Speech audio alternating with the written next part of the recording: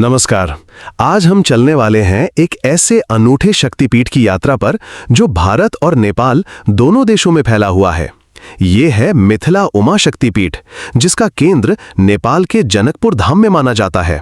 वही पवित्र नगरी जो माता सीता की जन्मभूमि और भगवान राम सीता के विवाह स्थल के रूप में विश्व प्रसिद्ध है।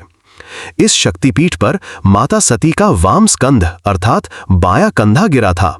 यहाँ माता उमा देवी या महादेवी के रूप में विराजमान है और भैरव महोदर के नाम से स्थापित हैं।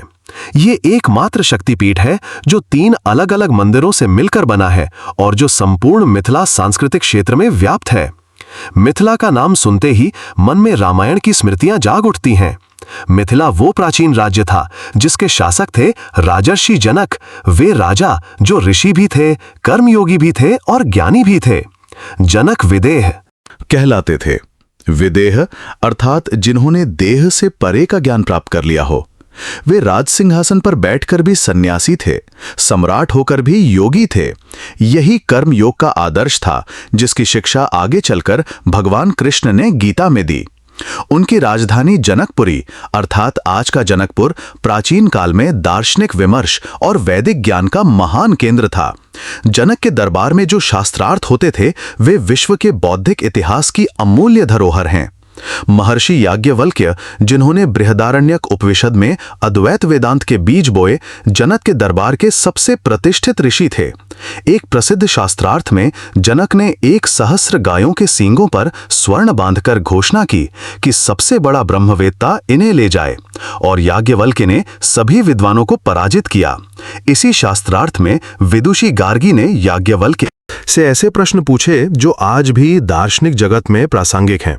याज्ञवल्क्य की पत्नी मैत्रेयी ने पूछा, जिस धन से मुझे अमरत्व ना मिले उस धन से मुझे क्या करना है? ये आध्यात्मिक जिज्ञासा का सर्वोच्च उदाहरण है। इस प्रकार मिथिला की भूमि ने न केवल शक्ति उपासना को बल्कि उपनिषदीय ज्ञान की वो परंपरा भी पोषित की जो समस्त भारतीय दर्शन की आधारशिला बनी। ऐसी दिव्य भूमि पर माता सती के बाएं कंधे का गिरना इस स्थान को और भी पवित्र बनाता है। इस शक्तिपीठ की सबसे अनूठी विशेषता यह है कि ये 3 अलग-अलग मंदिरों से मिलकर बना है जो संपूर्ण मिथिला क्षेत्र में फैले हुए हैं। पहला है वन दुर्गा मंदिर जो उच्चैठ भगवती के नाम से भी जाना जाता है। बिहार के मधुबनी जिले में बेनीपट्टी के पास उच्चैठ गांव में स्थित है। ये मंदिर एक ऊंचे टीले पर स्थित है जो संभवतः किसी प्राचीन संरचना के अवशेष हैं। गर्भगृह में काले पत्थर के चबूतरे पर माता की मूर्ति स्थापित है और इस मूर्ति की सबसे विलक्षण बात यह है कि इसमें केवल माता का कंधे का भाग ही दिखाई देता है। न पूरा शरीर है न मुख है, केवल वो कंधा जो माता सती का बायां कंधा है। ये स्वयं में प्रमाण है कि यहां सती का कंधा गिरा था। माता यहां सिद्धिदात्री अर्थात दुर्गा के 9वें और अंतिम रूप में पूजी जाती हैं, वो रूप जो सभी सिद्धियां और निधियां प्रदान करता है। दूसरा है जय मंगला देवी मंदिर जो समस्तीपुर जिले में एक गोखुर झील के बीचों बीच एक छोटे से टापू पर स्थित है। गोखुर झील बूढ़ी गंडक नदी के प्राचीन मार्ग से बनी है। सालुना रेलवे स्टेशन से 9 किलोमीटर दूर इस मंदिर तक नाव से जाना होता है। जब आप शांत जल से होते हुए मंदिर की ओर बढ़ते हैं तो चारों ओर जल ही जल दिखाई देता है और बीच में वो छोटा सा टापू जहां माता जयमंगला विराजमान है। ये दृश्य ऐसा है मानो माता जल के बीच एक दीप की तरह प्रकाशमान है।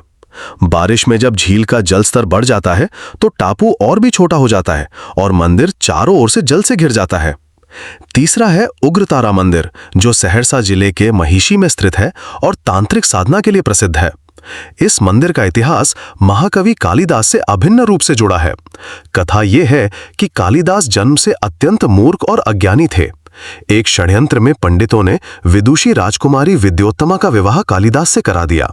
जब सत्य का पता चला तो विद्योत्तमा ने कहा कि जब तक विद्वान नहीं बनते मेरे समक्ष न आना।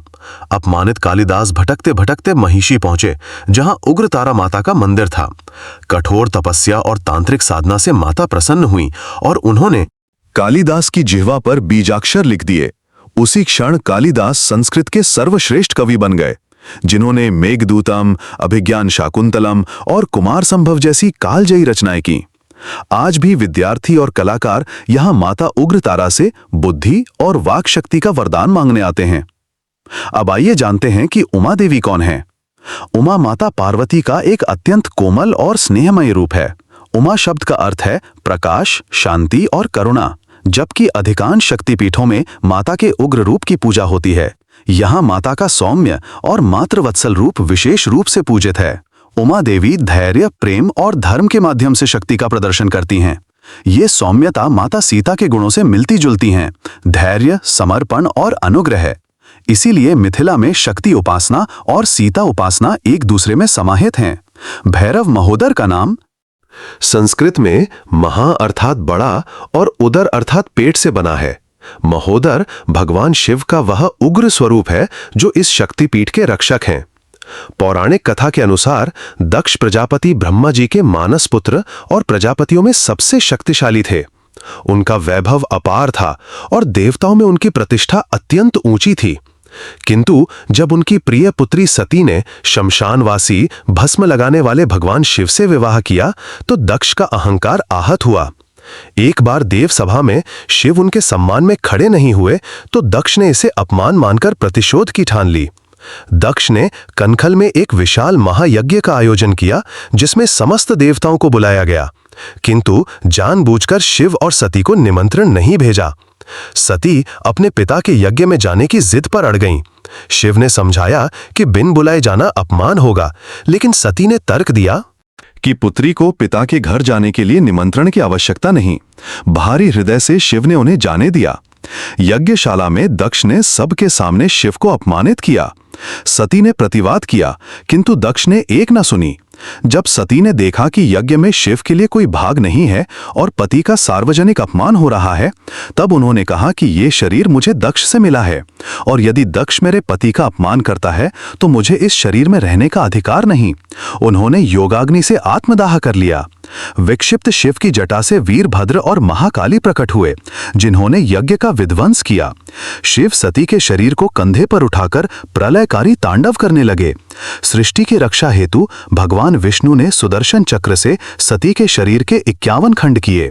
मिथिला की इस पावन भूमि पर माता सती का बायां कंधा गिरा और यहाँ उमा शक्तिपीठ की स्थापना हुई। माता सती के बाएं कंधे का यहाँ गिरना गहन प्रतीकात्मक है। कंधा वो अंग है जो भार उठाता है, जो सहारा देता है, जो किसी को गले लगाने में सहायक होता है।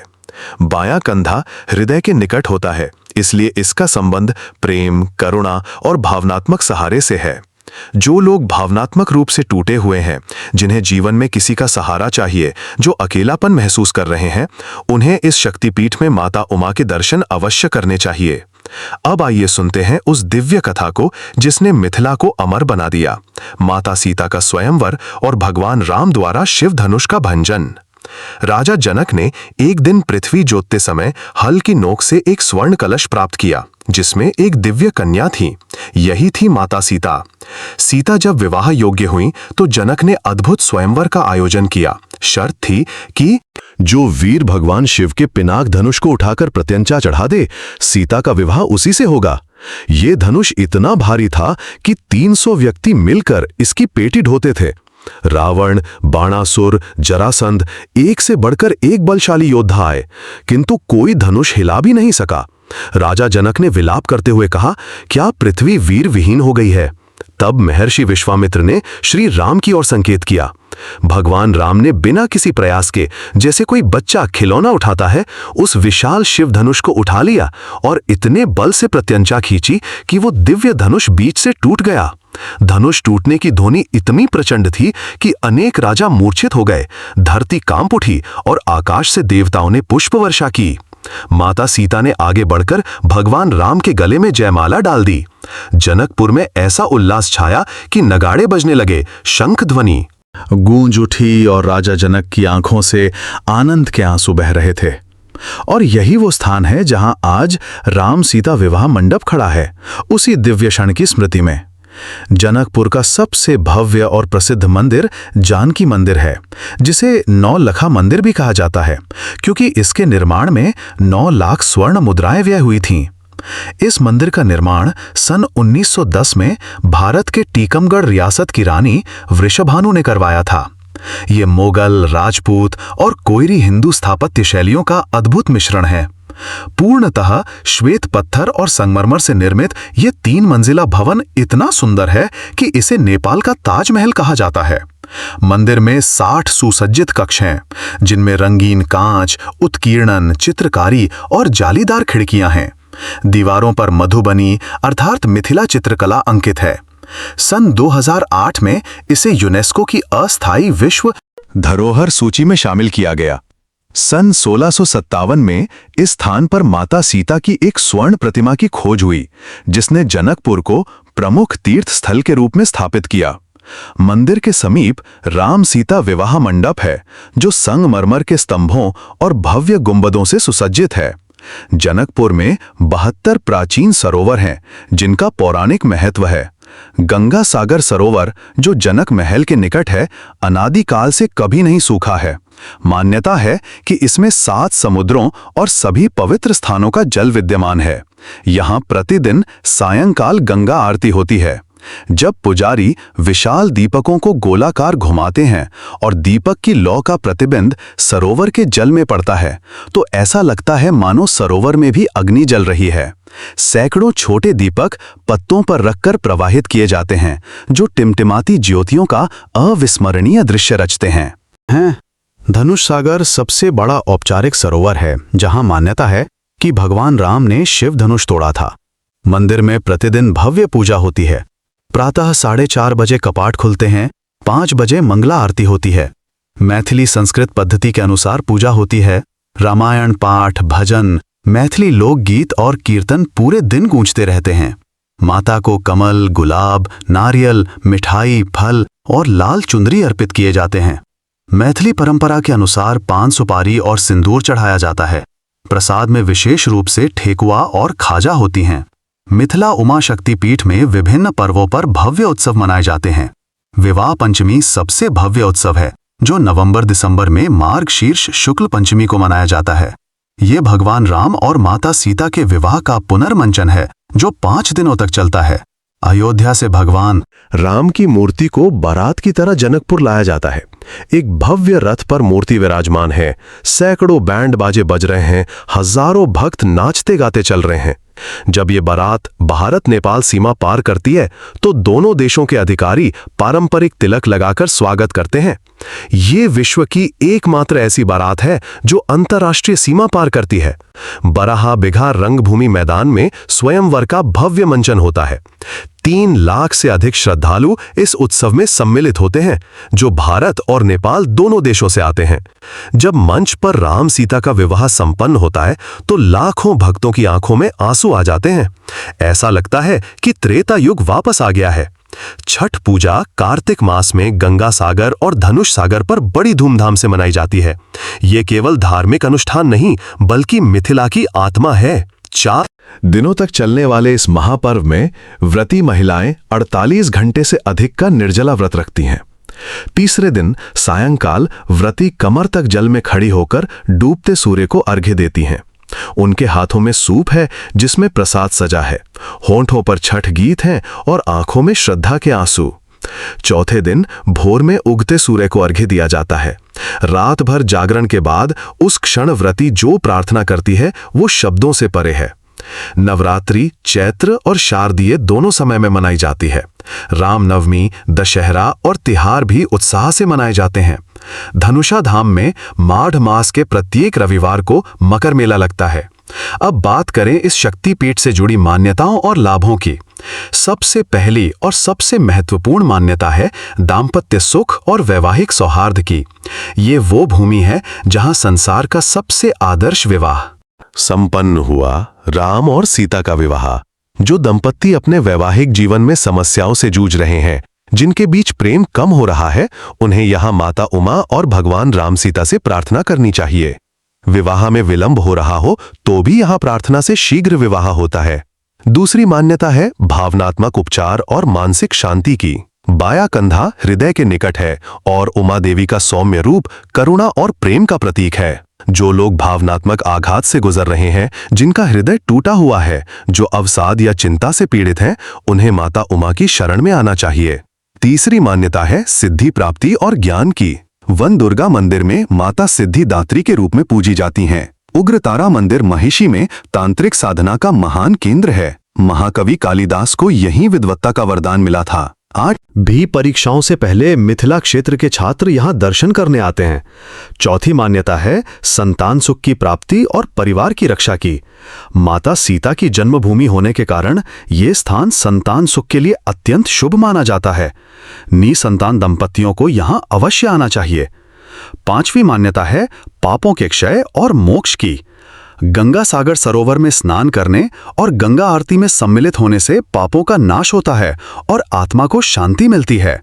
छठी मान्यता है शक्ति और सहनशीलता की प्राप्ति की। कंधा भार वहन का प्रतीक है। माता उमा की कृपा से जीवन की कठिनाइयों को सहन करने की शक्ति मिलती है। दोस्तों, इस शक्तिपीठ से अनेक चमत्कारिक कथाएं जुड़ी हुई हैं। पहली कथा एक निसंतान दंपत्ति की है। दरभंगा जिले का एक दंपत्ति 15 वर्षों से संतान सुख से वंचित था। एक सन्यासी ने बताया कि उमा शक्तिपीठ के तीनों मंदिरों के एक ही दिन में दर्शन करने से मनोकामना पूर्ण होती है। दंपत्ति ने सुबह उच्चैठ में वन दुर्गा, दोपहर महिषी में उग्रतारा और सायंकाल जय मंगला देवी के दर्शन किए। 1 वर्ष बाद स्वस्थ पुत्र का जन्म हुआ और कृतज्ञतावश तीनों मंदिरों में स्वर्ण कलश अर्पित किया गया। दूसरी कथा गंगा सागर सरोवर से जुड़ी है। सन 2015 में जब नेपाल में भीषण भूकंप आया और जनकपुर में भी भारी क्षति हुई, तब अनेक भवन ध्वस्त हुए, किंतु गंगा सागर सरोवर का एक बूंद भी जल नहीं छलका और जानकी मंदिर को भी गंभीर क्षति नहीं हुई। स्थानीय लोगों का विश्वास है कि माता उमा ने अपने कंधे पर इस नगरी का भार उठा लिया। भूकंप के तुरंत बाद सरोवर का जल अत्यंत स्वच्छ और सुगंधित हो गया। अनेक लोगों ने इसे माता के आशीर्वाद का प्रत्यक्ष प्रमाण माना। मिथिला की संस्कृति अत्यंत समृद्ध और प्राचीन है। मैथिली भाषा भारत की अनुसूचित भाषाओं में से एक है और नेपाल के मधेश में भी व्यापक रूप से बोली जाती है। मिथिला चित्रकला, जिसे मधुबनी पेंटिंग भी कहते हैं, विश्व प्रसिद्ध है और इसे भौगोलिक संकेतक का दर्जा प्राप्त है। ये कला 3000 वर्षों से अधिक पुरानी है। परंपरागत रूप से महिलाएं पूर्णतः प्राकृतिक रंगों का प्रयोग करती हैं। हल्दी से पीला, कुमकुम से लाल, नील से नीला, काजल से काला और चावल के पेस्ट से सफेद। तूलिका बांस की पतली कलम और अंगुलियों से बनाई जाती है। सबसे महत्वपूर्ण नियम यह है कि कोई भी स्थान खाली नहीं छोड़ा जाता। जनकपुर महिला विकास केंद्र, जो सन 1989 में स्थापित हुआ, 40 से अधिक स्थानीय महिला कलाकारों को रोजगार देता है। यहाँ आप कलाकारों को काम करते देख सकते हैं और कार्यशाला में भाग लेकर स्वयं भी मधुबनी चित्रकला सीख सकते हैं। ये केंद्र इन ग्रामीण महिलाओं को आर्थिक स्वतंत्रता प्रदान कर रहा है और मिथिला कला को अंतर्राष्ट्रीय स्तर पर प्रसिद्ध कर रहा है। जनकपुर पहुंचना सुलभ है। सन 2022 में जयानगर कुर्था रेलमार्ग का उद्घाटन हुआ, जो भारत और नेपाल को जोड़ने वाला एकमात्र रेलमार्ग है। इसका इतिहास पुराना है। ब्रिटिश काल में 1937 में नैरो गेज रेलमार्ग बनाया गया था, जो जर्जर होकर बंद हो गया। भारत सरकार ने इसे ब्रॉड गेज में पुनर्निर्मित किया। जयनगर से कुर्था तक की लगभग 35 किलोमीटर की यात्रा में खिड़की से धान के खेत, आम लीची के बगीचे और मधुबनी चित्रकारी से सजी दीवारें दिखती हैं। दिन में 4 बार ट्रेन चलती है और लगभग 1 घंटे में जनकपुर पहुंच जाती है। भारतीय नागरिकों को नेपाल जाने के लिए वीजा की आवश्यकता नहीं है। जयनगर सीमा से जनकपुर मात्र 31 किलोमीटर दूर है। सीतामढ़ी, जो पुनौरा धाम के लिए प्रसिद्ध है, जनकपुर से लगभग 45 किलोमीटर दूर है। दरभंगा भी समीपवर्ती प्रमुख भारतीय शहर है। जनकपुर में घरेलू हवाई अड्डा है और निकटतम अंतर्राष्ट्रीय हवाई अड्डा पटना में है। ठहरने के लिए जनकपुर में विभिन्न श्रेणी के होटल और धर्मशालाएं उपलब्ध हैं। स्थानीय मिथिला भोजन में दही चूड़ा, सत्तू का शरबत, लिट्टी चोखा, मछली करी और चावल प्रमुख हैं। मिठाइयों में ठेकुआ, खाजा और तिलगुड़ प्रसिद्ध हैं। माता उमा की जय, महोदर भैरव की जय, मिथिला शक्तिपीठ की जय, जय माता सीता, जय माता दी। धन्यवाद इस वीडियो को देखने के लिए। हम सिडनी, ऑस्ट्रेलिया में मां काली का मंदिर बना रहे हैं। ये सिर्फ एक इमारत नहीं, बल्कि मां की शक्ति और भक्ति का जागृत केंद्र होगा। अगर आप भी इस दिव्य प्रयास का हिस्सा बनना चाहते हैं तो कृपया हमारी वेबसाइट पर जाएं और अपना सहयोग दें। आपका छोटा सा योगदान मां आद्या काली के इस पवित्र मिशन को साकार करने में मदद करेगा। जय मां काली।